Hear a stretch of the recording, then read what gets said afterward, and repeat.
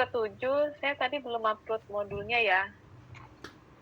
Jadi nanti habis ini saya akan upload untuk modulnya. Di pertemuan ke-7 ini kita membahas tentang jenis-jenis laporan keuangan. Nah, di sini menurut SAK itu ada 3 doang, tapi dengan berkembangnya sekarang akuntansi, yang kita kenal bahwa jenis-jenis laporan keuangan secara lengkap itu ada 5. Jadi ada laba rugi, perubahan modal, neraca, arus kas, sama catatan atas laporan keuangan.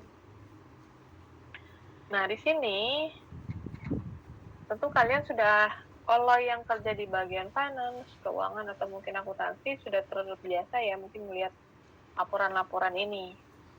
Tapi kalau bagi yang belum, yang kerjanya mungkin memang nggak di bagian keuangan, mungkin masih awam kan. Kayak gimana sih, apalagi kalau kuliahnya bukan jurusan akuntansi, SMA-nya. Jadi kalian ketika kuliah mungkin agak masih mengawang-awang kayak apa sih laba rugi kalau di di suatu perusahaan, neraca tuh kayak gimana. Nah, itu banyak bentuk-bentuknya.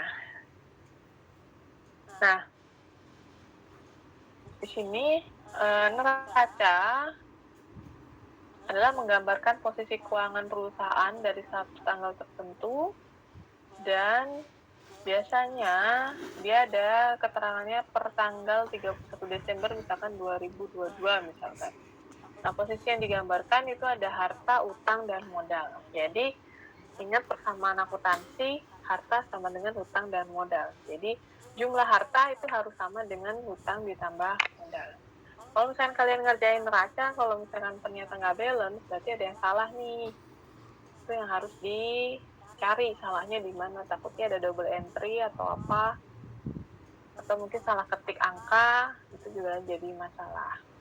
Apalagi kalau ngerjainnya masih manual ya.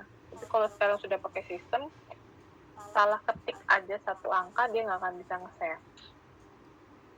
Jadi agak lebih akurat ya, dari awal sudah dibuat lebih akurat. Jadi nanti ketika kita pengen lihat laporan, tinggal klik langsung keluar laporannya. Nah, biasanya kalau di pengantar akuntansi, kalau saya ngajar pengantar akuntansi, memang sekarang kan udah pakai sistem nih, banyakan.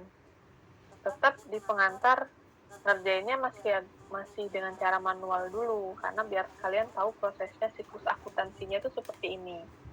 Kalau sekarang udah pakai sistem kan kita nggak tahu prosesnya, tahu-tahu jadi neraca, tahu-tahu jadi laba rugi, padahal di situ ada proses-prosesnya yang harus dilalui sebelum jadi neraca gitu kan, dari neraca saldo dan lain sebagainya.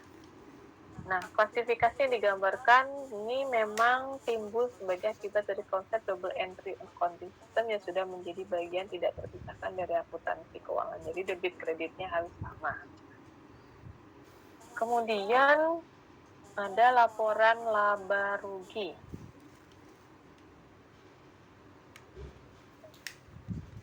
Slide-nya jalan kan? Di kalian kelihatan nggak? Terlihat, Bu. Ada, Bu. Oke. Takutnya, ya kalian kalau misalkan insan slide-nya delay atau apa, kalian info ya. Kadang kan saya nggak tahu nih jaringan nyampe ke kaliannya gimana. Saya udah ngomong panjang lebar ternyata kadang slide-nya nggak jalan. Oke, lanjut ya. Kemudian laba rugi di sini melaporkan seluruh hasil dan biaya untuk mendapatkan hasil dan laba atau rugi perusahaan selama satu periode tertentu. Untuk menyusun laporan ini, maka kita perlu mengetahui mana yang termasuk hasil dan mana yang termasuk biaya. Nah, di sini nanti biasanya kalau laba rugi pasti ada pendapatan, ada biaya atau beban-beban. Kemudian ada laporan arus kas, merupakan istisar arus kas masuk dan arus kas keluar yang dibagi dalam kelompok ada 3 kegiatan, yaitu operasi, investasi, sama pendanaan atau pembiayaan. Nah, biasanya kalau laporan arus kas, posisi kas akhir perusahaan itu harus sama dengan yang ada di neraca. Jadi pengen cek bener atau enggaknya, Jadi arus kasnya nilainya berapa itu harus sama dengan kas yang ada di neraca. Kalau beda berarti ada yang salah. Kemudian ada laporan perubahan modal. Di sini menggambarkan peningkatan atau penurunan aktiva bersih dan kekayaan selama periode tertentu. Nah, di sini ada nanti modalnya berapa, labanya masuk juga, kemudian ada penarikan pemilik atau prive, misalkan seperti itu. Kemudian catatan atas laporan keuangan. Nah, catatan laporan atas laporan keuangan ini biasanya dia ada di posisinya paling belakang. Nah, isinya apa aja nih? Jadi dia isinya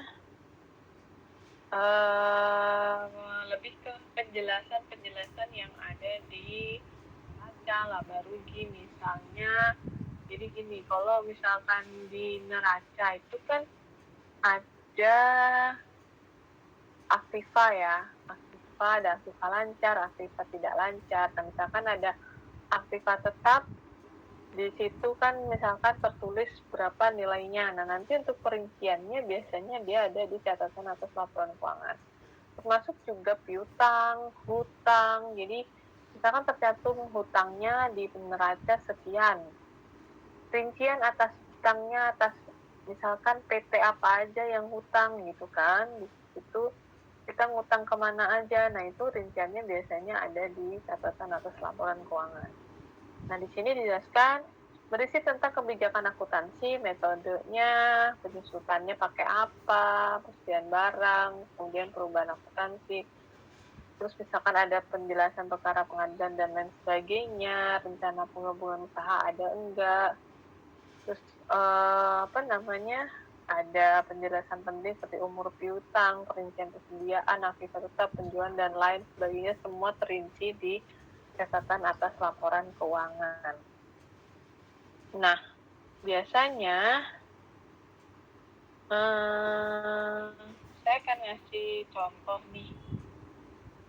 Kalau kalian pengen lihat contoh laporan keuangan, kalian itu bisa lihat di IDX ya. Biasanya komplit. Jadi di IDX, sebentar.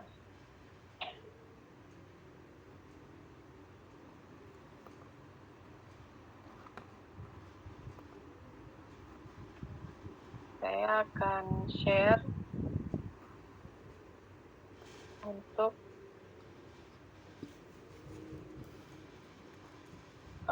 contoh dari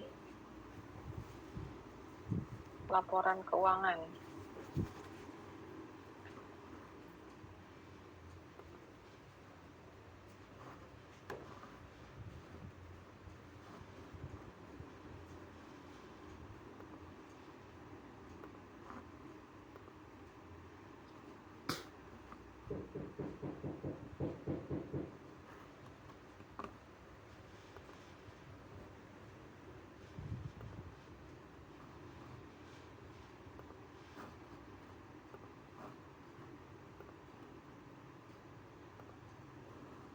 Nah, di sini nanti kalian bisa ngelihat, oh kalau laba rugi tuh kayak gini. Untuk neraca kayak gini. Ini kalian nanti bisa lihat. Atau nanti besok kalau misalkan kalian lagi browsing, kalian bisa lihat di IDX. Di IDX nanti ada di pencatatan laporan keuangan, nanti ada kode-kode perusahaannya. Kalian klik. Misalkan di sini saya misalkan kasih contoh SMGR nih, punya Semen Gresik tahun 2019. Nanti kalian bisa ngeliat bagian direksinya. Nah, itu misalnya ada di situ semua. Nah, ini coba saya share ya.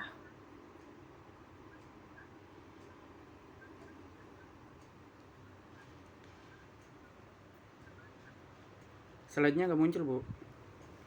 Ya, ini lagi proses